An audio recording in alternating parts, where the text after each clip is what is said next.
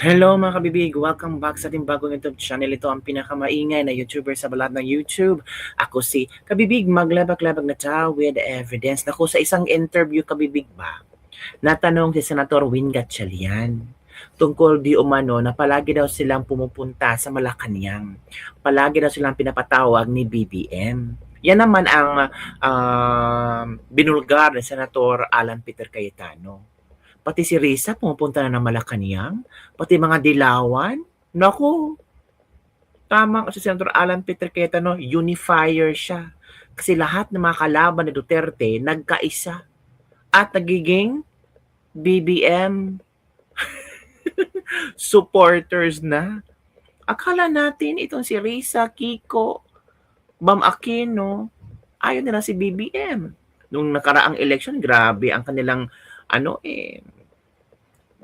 ako, kung maalala nyo si Kiko, gusto niyang pinigilan niya na malibing sa libingan ng mga bayani ang ama ni BBM.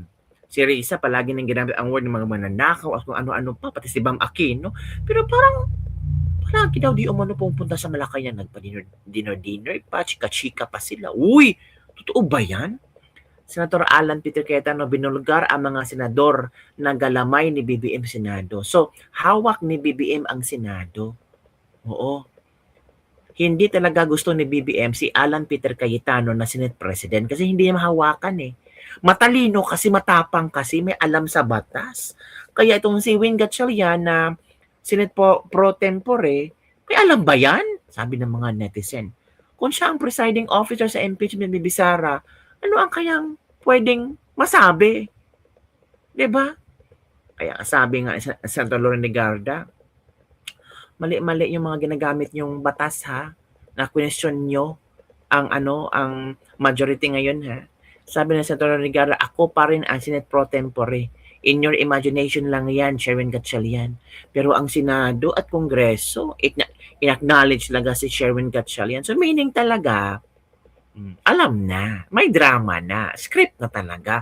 O eto kabibig ha, eto yung pasabog ni Senator Alan Peter Cayetano kasi nag-live siya kanina at talagang laglagan kung laglagan, ebidensya kung ebidensya na kabibig. Let's watch this video para malaman natin ang katotohanan.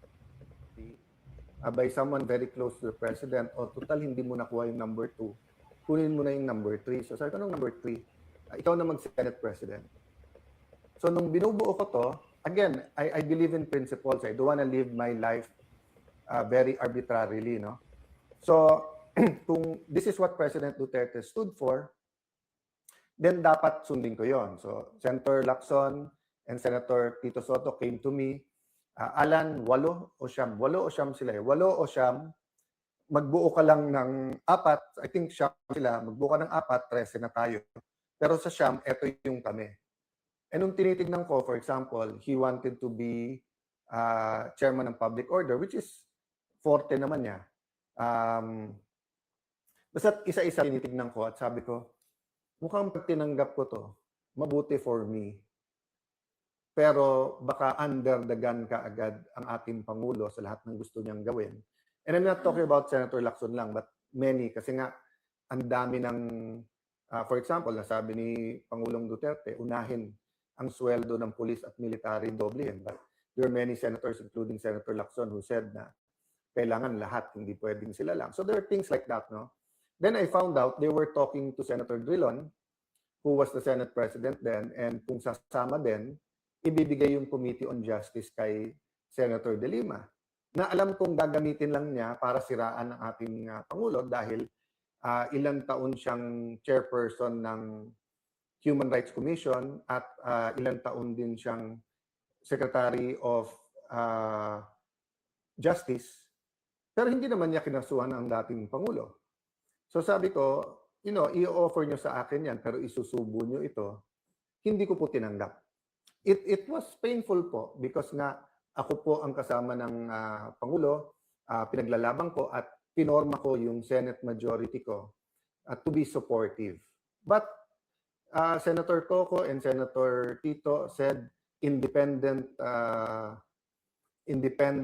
Senate, kailangan walang impluwensya ang Malacanang, etc., etc. So the rest is history, but that's my first point, no? Tinanggihan ko yon on the matter of principle, hindi ko nakuha. Fast forward 2025, nung nanalo na po sila Senator Lacson, Senator Tito, Senator Bam, Senator Kiko, etc. I was talked by, kinontak ako ng isang malapit sa Pangulo, etc. At sinabi kung hindi matatanggal si Cheese, ako na lang. No, walang basbas ng Malacanang to, pero ang kausap sila Senator Tito, etc. And it happened a second time nung pinag-uusapan namin yung tungkol sa Commission on Appointments. Sinabi sa akin ni Senator Loren, yun, alam mo naman kung anong offer. Sabi ko, guys, para kung kapatid na si Cheese, marami na rin kaming beses na magkalaban, but we promise each other to pray together, consult each other, move forward each other. So, naintindihan ko karamdaman nyo, pero hindi ko pwedeng kunin sa kanya. I can't do that. No? So, tinanggihan ko ulit. Okay. February 2026, yung ibang mga kasamahan ko, sinabi na, ginamit na yung blue ribbon, may mga pinagtakpan sa majority nila, no? May mga pinakita sa akin whether ito'y pong, basta saka ko na ilalabas yung mga ebidensya, but basically ang sinasabi, nakipagsabwatan si Senator Lacson sa administrasyon para iporma laban kay Jinggoy, kay Cheese, kay Joel, etc. Regardless kung may zero truth, partial truth, or whatever. And then may mga pinagtakpan, no? From masterminds lower. And then iba-ibang grupo 'yon, ha. Wala pa atang 18 noon eh. Yung Marines. So ang inudyukan namin noon ay si Senator Loren. So again, wala naman nagsabing dapat ako, binigay ko sa kanya. Nag-usap kami, sabi niya, Alan, sana tayong dalawa, no? But dalawa meaning mag-sharing din kami. So when we were going to execute, dahil may 14 na kami, biglang may mga tumawag at doon po nag-umpisa. Doon ko nalaman na negotiable pala yung mga kaso nila. Kasi tinawagan na yung mga may kaso, huwag nyo lang iboto si Loren, bawiin nyo, hindi na kayo kakasuhan. At yung isa doon, na witness ko mismo dahil sa harap ko tinawagan yung isang high official at narinig ko yung pinag-usapan. So, we stopped there kasi nga may isa naman, wala naman siya kaso, yung kinikwento ko sa inyo. Pero nagulat ako, takot na takot, no? And isang dahilan takot, minsan medyo napitik din siya na baka banggitin ang pangalan niya, although he swears wala naman siya.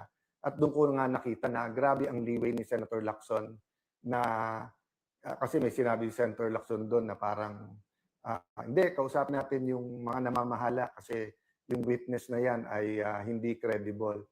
Pero pagdating kay Joel Villanueva, pagdating kay Jinggoy, pagdating kay Cheese, credible naman yung, well, wala si Cheese ata sa witness na yon, no? Pero dun sa dalawa,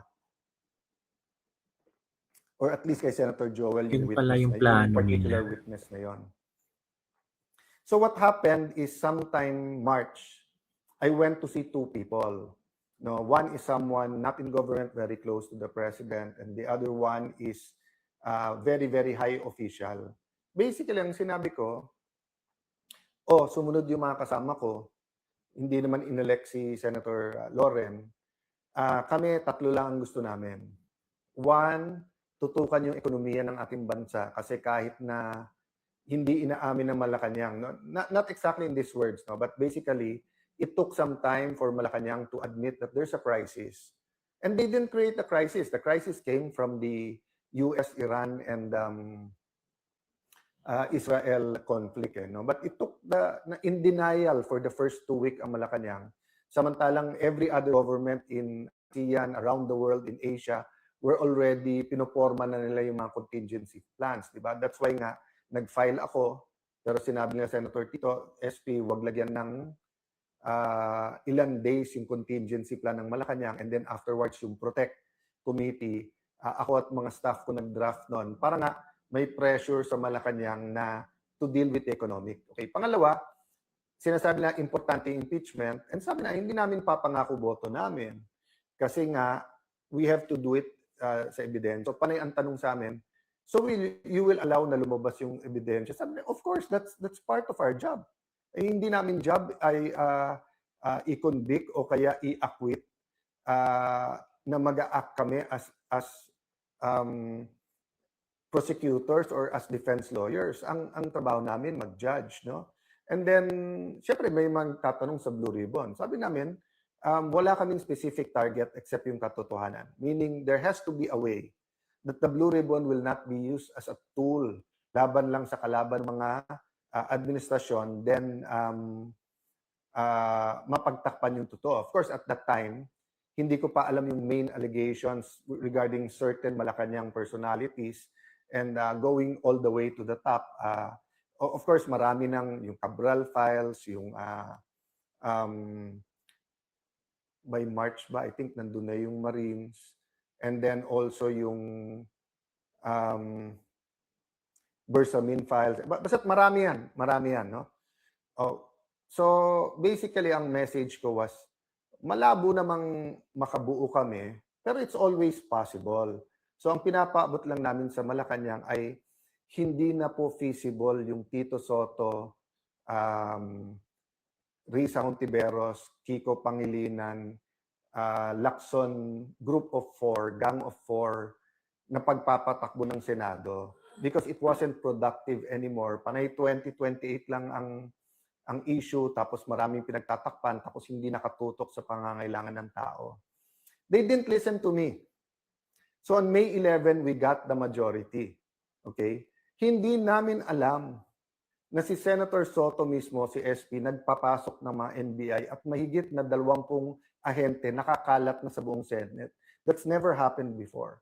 They've always coordinated, stayed in one place, and then talked kung paano. Parang kay Senator Jin nakaayos. Actually, it would have been better kung pinayagan nila ako i-escort sa labas. But nakita nyo maayos. So yung May 11, in hindsight makikita nyo na po mga kababayan na May 11, set up nila yon. May 13, sila naglagay ng full battle gear ng mga NBI at mapapatunayan namin, Senate premises po yon. So ang point ko po, sila yung nanggulo, yung 11 kakampi ang Malacanang, kakampi po ang NBI, tapos pinapalabas, ako at kami ang magulo. Clear na yon, hindsight even yung walkout, nung sila nag-walkout, 12, wala daw quorum. Nung nagka-12 sila, meron na biglang quorum. Nung sinabi nila, gusto lang nila magtrabaho, di ba? Nakita nyo naman po, hindi man lang nagbigay ng mga pangalan sila doon sa mga committee. So, paano nila sasabihin gusto nilang magtrabaho? Tapos nakita nyo, nung sinabi nila si Senator Wing ay acting Senate President, unang issuance, work from home. Nung pumasok pa rin ang mga taga-Senado, ang sinabi, 10:00 umuwi na kayo. Hindi ba katawa-tawa yon? Di ba yung sasabihin sa iyo, work, let's get back to work. Tapos yung unang i-issue is to work from home, then the next day, umuwi na kayo. 10 o'clock pa lang, pinapauwi na. Kaya nga sabi ko, mag-ingat si Senator Win, kasi maganda naman future niya. Huwag kang magpagamit sa Malacanang at dun sa mga kasamahan mo, kahit binibigyan ka ng high position. I'll give you the advice that someone I really respect gave me, which is, receive, don't grab. I didn't grab the Senate presidency in 2016. I didn't grab it in 2025. I didn't grab it in February 2022. But to God's grace, napunta sa akin. By the way, kung nakuha ko yon earlier, kasi di ba nagsama-sama Senator Coco, Senator Tito, Senator Frank Drilon, Senator Mig Subiri. Alam nyo kasi sinasabi nila masarap maging Senate President. Yun yung reading between the line. Kasi usually tens of billions ang pwede mo ipasok sa budget. Usually yan, malaking mga discretionary funds ang pwede mo i-withdraw. Then of course, number 3 ka. So sa lahat ng mga ahensya ng gobyerno, basically you're a VIP there. Ang daming perks po ang pagiging Senate President. No? So when the 4 of them says na, Alan, bumitiw ka na lang, huwag kang kumapit sa posisyon. No? First and foremost, nagulat ako na these personalities, especially Senator Drilon and Senator Coco, were staunch anti-Marcos personalities. Suddenly, Marcos na rin. No? I'll go to that later, but what's my point? Sila na-enjoy nila lahat yan. Ako, the day na tinanggap ko At sinabi ko sa mga kasamahan ko, I'm up to the challenge. Kasi nung sinabi sa akin ni Senator Loren, ikaw na, Alan, kumilos na tayo.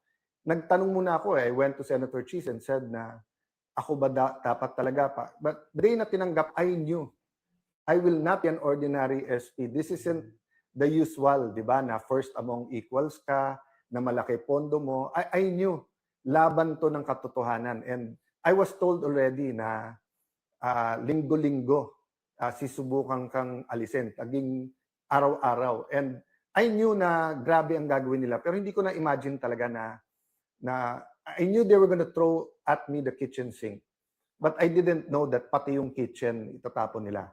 We knew na bubuhayin yung kaso laban sa iba sa amin, pero hindi namin alam na ganun talaga yung pressure na gagamitin. No? But the reason I bring that up, I wanted to emphasize, hindi kami nagkulang sa trying to build bridges. So finally, nung naka-first base kami, kausap namin ilan high officials and then hanggang umabot sa Malacanang, we communicated that you can trust us in me in particular and the group kasi nakausap ko na yung grupo. Gagawin namin maayos ang impeachment. Hindi namin papangako boto namin, but we will commit na we will listen to the evidence, we will view, we will hold it together with the legislative. Nag-commit din kami doon sa economic. Sabi namin, pagdating sa Blue Ribbon, aayusin natin yung mga hearings na hindi maapektuhan yung ating mga negosyante. But ako, sabi ko, kailangan lumabas yung totoo. Okay? So, hindi po kami nagkulang. So, yung 11 sa pagko-convince sa Malacanang na kalaban yan. So, the problem is they kept on inching towards doing illegal and immoral things until we got to the situation we are in here today. So yun po yung basic context of how we got here today. But more important than the state of the Senate is the state of the nation. So let me go to that. Sabi nila po, yung hindi marunong lumingon sa kanyang pinanggalingan ay hindi makakarating sa kanyang paruroonan. Sabi nila, history repeats itself. So nung sinabing never again, nagulat tayo bakit again. But I think all of us, not only those who voted for the Marcos Duterte, Tama. but even those who didn't, were praying and hoping maging successful dahil ang success ng administrasyon na to ay success natin lahat. Ano naging problema? Slowly and clearly, a pattern of corruption was shown. And then, nung sinabi ng Pangulo, mahiya naman kayo, lumabas po dito yung pinakamalaking corruption scam sa Pilipinas, involving trillions of pesos, including stolen money of at least hundreds of billions of pesos. By the way, si Senator Joel was one of those who first warned about it. So, kung ang sasabihin nila, paano naging Pangulo yon dahil he warned about it. Well, winarn ng Pangulo, that was, I think, SONA ng 2025. But si Joel has been warning since 2023. To be fair, panahon pa ni Duterte, sinasabi niya na bantayan yung flood control sa Bulacan. So, what is the state of the nation? Remember when President Marcos Sr. was elected, he was very, very popular. No? I think he still is one of the greatest orators of the Philippines. And he knew our culture, alam niya yung damdamin ng Pilipino eh. At alam niya nung mga panahon na yon, when communism was sweeping the world, when there was the Cold War, and then it was sweeping Southeast Asia. And if you looked at Southeast Asia, it looked like a region na sigurado ang gera, with a conflict with Malaysia over, hindi pa yung South China Sea noon, yung Sabah pa. And then, iba-iba ang religion at iba-iba ang form of government, no, ng Thailand, Singapore and Malaysia had a problem. Thailand had a problem with its neighbors, diba? Kaya kung hindi nga nagkaroon ng ASEAN, maaring naging war-torn ang ASEAN countries. But my point is, nagamit yung fear of communism, and then because from number 2 in the world sa ekonomiya, we were number 2, number 1 ang Japan sa region natin sa Asia, number 2 ang Pilipinas, then suddenly number 2, number 3 tayo sa bottom, di ba? After by the time na mag-EDSA revolution na. But the point is, ginamit yung economic crisis, ginamit yung class war, 'di ba, yung oligarchs yung control ng oligarchy sa Kongreso at sa ating ekonomiya at yung komunista. So it was such a big fear that many accepted martial law, di ba? And that's how we lost our democracy. So by the time na we regained it in 1986, an Aquino had to give his life, and then there was a need of the people to march on EDSA in the EDSA revolution. So fast forward, EDSA 1, EDSA 2, EDSA 3, iba-ibang stories, but we continued to fight corruption, and there were different kinds of abuses. But what's happening now? Basically, what's happening now is for the fear that magkaroon ulit ng Duterte administration, kampi na lang tayo lahat sa Malacanang. Diba? That's why sabi ko, meron tayong Marcos pa rin. These are the loyalists from the start. And of course, the Dutertes and Marcos ran together in 2022. But you've always had those who continue the legacy of President Cory Aquino and one of our country's heroes, Senator Benigno Aquino. Yung whether you call them Dilaw, whether you call them yung halo-halo, yung Laban, PDP Laban, all these political parties, Dilaw tapos naging pink because nga nagkaroon ng mga issues during the Duterte time, no? Pero nagulat nga ako na gumising tayo isang araw, dalawa yung kampo. Kampo ng Duterte at yung Marcos pa rin na nagsama na yung Marcos na rin. And nagulat ako because even the extreme left, even some of the extreme right, yung mga fascista at saka yung ibang mga katulad ni Senator Lacson na more rightist ang ideology and then yung leftist ang ideology, yung dalawang faction nga nagkasundo eh. Mas mabuti yung mas extreme or yung affirmist kasi kahit papano nagkri-criticize din. But yung grupo nila Risa, Ontiveros, nila Ronald Llamas, talagang puring-puri na sa Marcos administration. Correct. So naging Marcos na rin. So nagulat din ako, people like Senator Drilon, people like Senator Coco. Because Senator Coco may tampo sa mga Duterte. So never mind na lumalabas Marcos na rin. Ang importante to prevent another Duterte administration. And I don't blame those who think that extrajudicial killing is a So there you go, Kabibig. Yun po ay parte sa statement ni Senator Alan Peter Cayetano ngayong araw na to. So, Win Gatchaliano, binigyan ka na ng pabala ni Senator Alan Peter Cayetano. Huwag magpagamit. Huwag talaga. Masisira talaga ang political career mo. Pero, sa'yo na yan eh. Kung akala mo, love na love ka ng tao ngayon, magbasa ka ng comments, doon mo malalaman kung talagang love na love ka ng tao ngayon or sinusuka ka na ng mga tao ngayon. Yun lang kami, Big. Don't forget to like, subscribe, and share this video. Bye, everyone. See you next time.